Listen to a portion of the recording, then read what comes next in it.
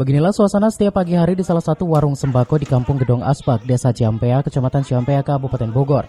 Para KPM BPNT yang menerima bantuan minyak goreng Migor ini benar-benar dibelanjakan oleh para KPM, terutama mama.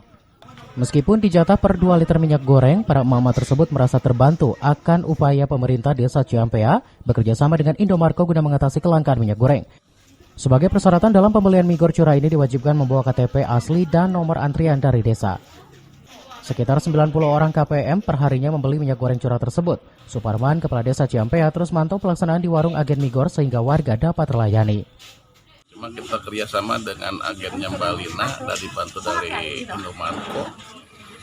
Ya, alhamdulillah warga sangat antusias karena harganya harga yang betul-betul ditetapkan sama pemerintah, yaitu 14.000 per liter. Dan ini yang ngantri di sini yang kemarin dapat BPMT, yang dapat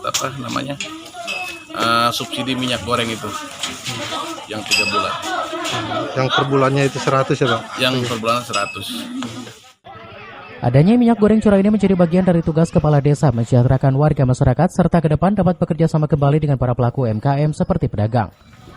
Dari Ciampea, Kabupaten Bogor, Iman Abdurrahman melaporkan.